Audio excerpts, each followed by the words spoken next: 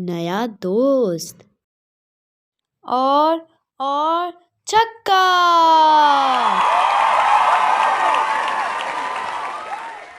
علی بلے کو لہراتا ہوا چیخا۔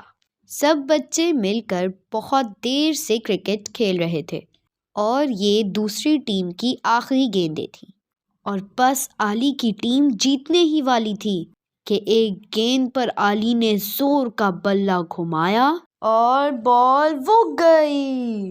علی کی ٹیم جیت چکی تھی، مگر یہ کیا؟ چھکا تو ہو گیا تھا مگر گیند گئی کہاں تھی؟ اوہ نو! گیند تو یاسر کے گھر چلی گئی تھی۔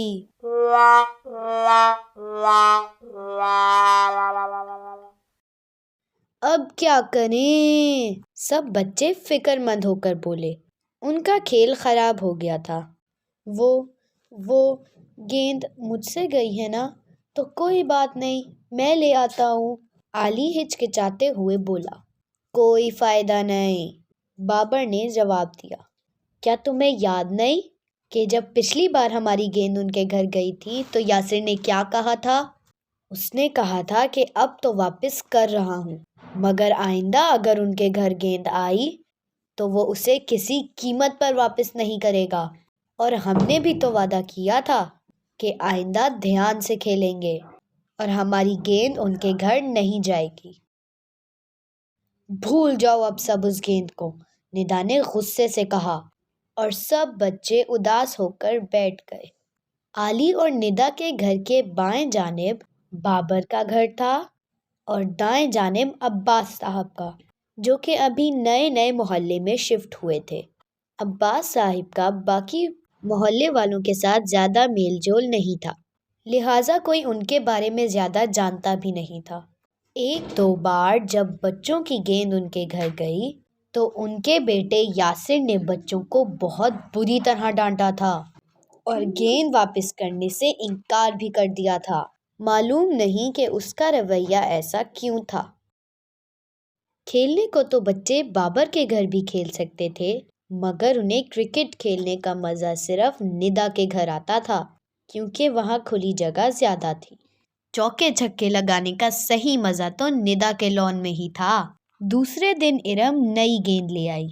بچوں کی لاکھ احتیاط سے کھیلنے کے باوجود گیند پھر یاسر کے گھر چلی گئی تھی، اور اب تو یہ روز کا معمول بن گیا تھا۔ بچے خود اس صورتحال سے پریشان تھے۔ روز روز نئی گیند کہاں سے لاتے؟ مگر یاسر کے گھر بھی بار بار جانا ناممکن تھا۔ ایک دن بچے مل کر بیٹھے تو یاسر کا ذکر کرنے لگے اور اس بات پر غور کر رہے تھے کہ آخر یاسر کے ساتھ مسئلہ کیا ہے۔ بچوں کو فکر مند بیٹھا دیکھا تو ندا کی امی بھی ان کے قریب آ کر بیٹھ گئیں۔ کیا ہو گیا بچوں، کیوں اتنے پریشان ہو؟ آنٹی کیا کریں، اب کیا کرکٹ کھیلنا ہی چھوڑ دیں؟ روز روز نئی گیند تو خرید نہیں سکتے، اور جتنی بھی احتیاط کرو گیند وہاں چلی ہی جاتی ہے۔ آنٹی آپ ہی کوئی حل بتائیں۔ امی نے پوچھا، کیا تم لوگوں نے اس کے ساتھ دوستی کرنے کی کوشش کی؟ تم اتنے سارے دوست ہو، اسے بھی اپنا دوست بنا لو۔ کیا پتہ وہ اسی وجہ سے چڑچڑا ہو کہ اس کا کوئی دوست ہی نہیں ہے۔ نہیں آنٹی، وہ بہت بد مزاج ہے، اس کے ساتھ کون دوستی کرے گا؟ نہیں بیٹا، ایسا نہیں کہتے، امی نے بچوں کو سمجھایا۔ تم لوگ پرانے دوست ہو، شاید وہ ہچکچاتا ہو۔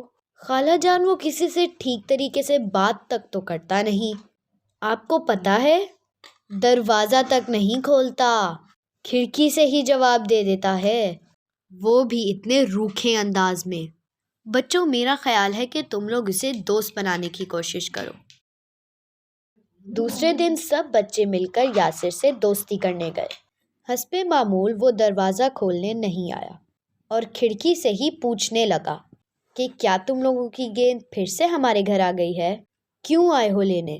نہیں یاسر، ہم تو تمہیں اپنے ساتھ کرکٹ کھیلنے لے جانا چاہتے ہیں، آؤ مل کر ندا کے گھر چل کے مل کر کرکٹ کھیلتے ہیں، بہت مزہ آتا ہے۔ نہیں تم لوگ جاؤ، مجھے کرکٹ کھیلنا بالکل پسند نہیں۔ بچے اپنا سا منہ لے کر واپس آ گئے۔ اب انہوں نے ندا کے بجائے بابر کے گھر کھیلنا شروع کر دیا۔ ایک دن جب بچے بابر کے گھر کھیل رہے تھے تو یاسر کی امی وہاں آئیں۔ انہوں نے بتایا کہ کل یاسر کی سالگرہ ہے اور وہ چاہتی ہیں کہ محلے کے سارے بچے ان کے گھر آئیں۔ بچے یاسر کے رویے کی وجہ سے جانا تو نہیں چاہتے تھے، مگر بڑوں کے سمجھانے پر تیار ہو گئے۔ سب بچوں نے چھوٹے چھوٹے تحفے خریدے اور اگلے دن یاسر کے گھر پہنچ گئے۔ یاسر کی امی بہت پیار سے انہیں گھر کے اندر لے گئیں۔ واو! لاؤنج غباروں اور جھنڈیوں سے سجا ہوا تھا۔ واقعی سالگرہ کا ماحول تھا۔ ابھی وہ جا کر صوفوں پر بیٹھے ہی تھے کہ یاسر کی امی یاسر کو لے کر آ گئیں۔ مگر یہ کیا؟ یاسر ویل چیئر پر بیٹھا تھا۔ سب بچے گنگ رہ گئے۔ آخر علی آگے بڑھا اور یاسر کی طرف ہاتھ بڑھاتے ہوئے بولا، ہیلو یاسر، کیسے ہو؟ تم نے ہمیں سالگرہ پر بلایا اور ہمیں بہت خوشی ہوئی۔ Happy birth day Yasir. یہ کہتے ہوئے اس نے یاسر کو اس کا تحفہ دیا۔ بس پھر کیا تھا، سب بچے ایک کے بعد ایک یاسر کو تحفے دینے لگے اور برتھ ڈے سانگ گانے لگے۔ Happy birthday to you, happy birthday to you, happy birthday dear Yasir, happy birthday to you. Yasir کا رویہ آج بھی سرد تھا، لیکن اس نے کوئی ایسی حرکت نہیں کی جو بچوں کو بری لگتی، اور بچے بھی شاید اس کے احساسات سمجھ گئے تھے۔ وہ اس سے بات کرنے کی کوشش کر رہے تھے اور یہ ظاہر کر رہے تھے کہ یاسر بھی انہی کی طرح ہے۔ جب تقریب ختم ہوئی اور بچے واپس جانے لگے تو یاسر کی امی نے انہیں شکریہ کے تحفے دیے اور کہا، بچوں، یاسر کے رویے کا برا نہ ماننا، اس کی کمزوری نے اسے چڑچڑا کر دیا ہے، مگر اسے تم سب کی ضرورت ہے۔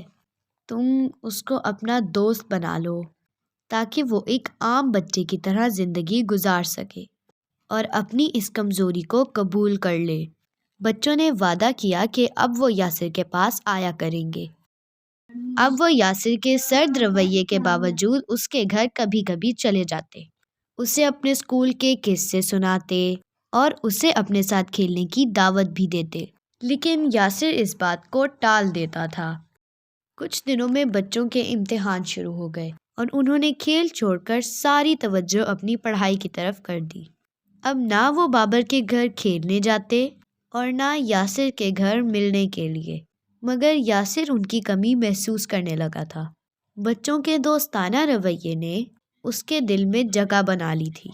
اسے اپنے دوست یاد آ رہے تھے۔ وہ اپنی امی کے پاس آ گیا اور ان سے اپنے دل کی بات کہنے لگا۔ ادھر بچوں کے امتحان ختم ہوئے اور وہ سب ارم کے گھر جمع ہو گئے۔ اتنے میں دروازے کی گھنٹی بجی۔ علی نے دروازہ کھولا اور سامنے یاسر اپنی امی کے ساتھ موجود تھا اور اس کے ہاتھ میں وہ ساری گیندیں تھیں جو اس کے گھر گری تھیں۔ وہ مسکرا رہا تھا، یعنی بچوں کو آج سے ایک نیا دوست مل گیا تھا۔ اگر آپ کو ہماری ویڈیو اچھی لگی تو ہمارے چینل کو سبسکرائب کریں، ویڈیو کو لائک کریں اور اپنے دوسرے فرینڈز کے ساتھ شیئر کریں۔ ملتے ہیں ایک نیو ویڈیو میں۔ Bye bye.